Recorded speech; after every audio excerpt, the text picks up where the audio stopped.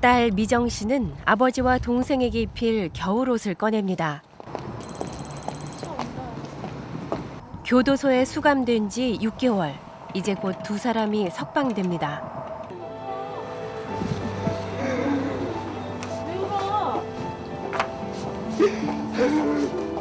아버지는 말 대신 눈물만 쏟아냅니다. 순천에서 발생했던 청산가리 막걸리 사망 사건의 용의자로 검찰이 숨진 50대 그들 부녀는 작년 7월 6일에 발생한 청산가리 막걸리 살인 사건의 피고인입니다. 너희 집으로 가자. 지금 왜? 동네는 안 갈 거야? 지금 못 가. 그래갖고 우측에 갈 거야. 너무 부끄럽게 동네 못 간다. 뭐 부끄러? 아빠가 죽인 것도 아닌데. 6개월 만에 무죄로 풀려난 백 씨. 그러나 그의 모습은 아직 불안해 보이는데요.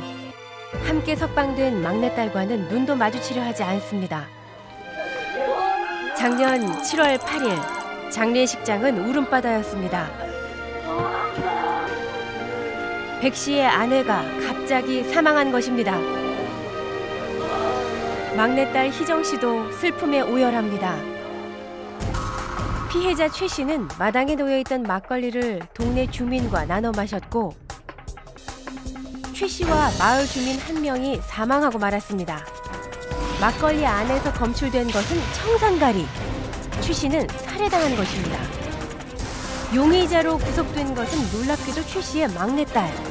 그녀는 아버지 백 씨를 공범으로 지목했습니다. 검찰이 밝힌 범행 동기는 더 충격적이었습니다.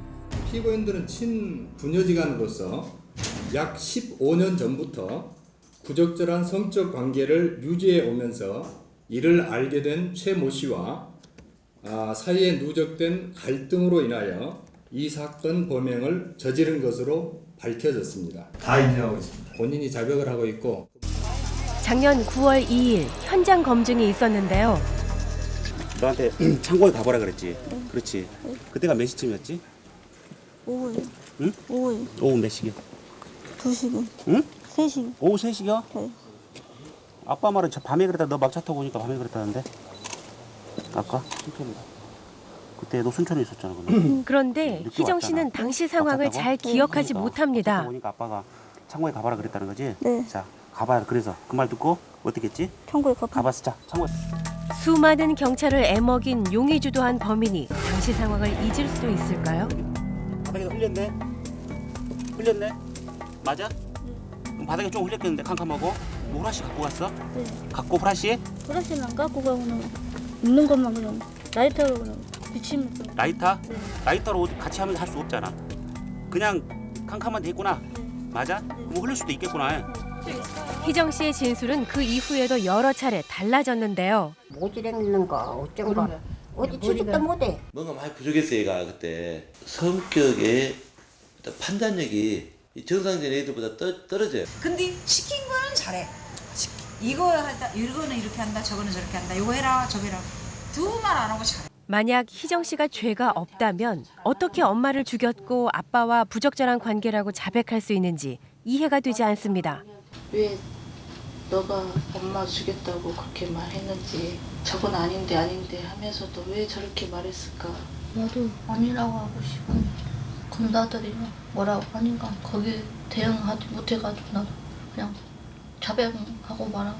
아버지하고 이제 성관계를 맺었다 이런 말들을 많이 하니까 나도 그때도 정신이 없었고 이제 어떤 말을 해야 될지 이제 모르니까 그냥 했다고 할 수밖에 없었고, 진짜로는 하지도 않은 걸 갖다가 내가 했다고 하니까 변호사한테도 진짜 얘기했거든요. 하지는 않았다. 안 했는데 내가 어쩔 수 없이 이제 이렇게 압박을 당해서 이렇게 할 수밖에 없다고 그렇게 진술했거든요. 이상한 것은 희정 씨뿐만이 아닙니다. 아버지도 딸이 자백한 대로 공범 사실을 인정했습니다. 저에게 어떤 생각이 들어요? 죽은 사람들하고. 세상에. 처음에는 부인하시다가 왜 다시 자기 범행을 인정하시게 되셨어요? 저도 모르겠습니다. 아버지는 왜 혐의를 인정했던 걸까요? 그때 당시엔 또 그럴 수밖에 없었어. 너무 힘들어갖고 안 씻고 잃어버리고 정신 없는데도 재표 들어가고 딸 때문에도 그렇고 중간에 갔다 이제 너무 힘들어서 이제 같이 했다 그랬지냐. 종합적으로 고려하여 판단해보면 피고인들의 검찰에서의 각 자백 진술은 신빙성이 없다고 판단한다. 증거가 다 있습니다. 본인이 자백을 하고 있고 그 막걸리를 팔았다는 식당, 그 소재가 확인되고 있고 그 식당에서 그걸 취급한 거. 예를 들면 거기서 막걸리를 샀다고 하는데 그 집이 다른 막걸리만 취급했다 이러면 안 되잖아요. 근데 그 부분 저희들이 장부까지 전부 다 확인을 했습니다. 하지만 막걸리를 팔았다는 식당의 말은 달랐습니다. 우리는 큰 병뿐이 안 판다. 범행에 쓰인 것은 왼쪽의 작은 병. 이 식당은 당시 큰 병만 취급했다고 합니다. 검찰은 장부를 확인했다고 했지만 기록된 내용은 검찰의 주장과는 달랐는데요. 이게 그 막걸리, 16,000원 이렇게 큰 병이요. 이것도 큰 병이. 5월달에. 이 식당에선 범행에 쓰인 작은 막걸리를 취급한 기록이 없었습니다. 물증은 청산가리하고 막걸리가 가장 직접적인 물증입니다. 피고인이 자백을 통해서 이 청산가리가 모처에서 구입한 것이다. 이 사실까지 전부 확인이 됐습니다. 처음에 백 씨는 4, 5년 전 이웃으로부터 청산가리를 얻었다고 진술했습니다. 그런데 죽어본 지가 12년인데 뭐 말이 안 되지. 참나 얘네 우리 참말이 그냥 나 미치겠구만. 5, 6년 전 아니에요? 아니 17년 5, 6년 전에 샀으면 누가 죽고 이걸 누가 팔아 그것을. 그러자 이번에는 17년 전에 얻었다고 진술을 번복했습니다. 그렇다면 과연 청산가리는 17년간 제대로 보존될 수 있었을까요? 이후 검찰의 공소 내용에 의하면 백 씨는 17년간 청산가리를 신문지와 비닐봉지로 감싸 보관했다고 하는데요. 재판부는 밀봉 상태로 보관해야 독성이 유지되는 청산가리가 17년간 제대로 보존됐을 것인지 의문스럽다는 입장입니다. 결국 1심 재판부는 무죄를 선고했는데요. 검찰은 이를 받아들일 수 없다며 항소장을 제출했습니다. 부녀가 무죄 선고를 받은 후 마을 사람들은 어떻게 달라졌을까요? 안녕하세요. 말씀 좀 줄게요. 서로하고 걱정하면 돼요 진짜. 작년 여름에 그거 보고 되는 거 생각하면 그냥 그 집이 한 사람 죽은 걸로 해서 그냥 아주 그냥 우리들은 굉장히 피를 많이 받고 놓게. 저 사람이 죄인이었단 말이에요. 근데 판사가 무죄라 그랬단 말이에요. 그런 사람이 동네에 돌아오면 어쩔 거냐고 말이 거꾸로. 검찰의 기소 단계에서 부녀는 이미 범죄자가 되어버렸습니다.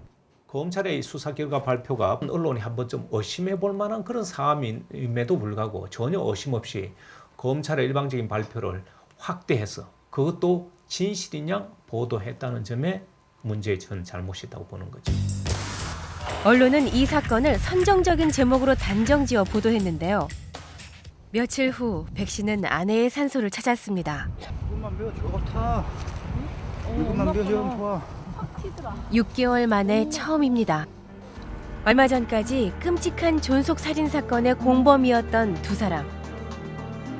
과연 진실은 무엇일까요? 이제 모든 것은 법정에서 가려질 겁니다. 결국 무죄가 선고된다고 해도 백 씨 부녀는 이미 많은 것을 잃었습니다.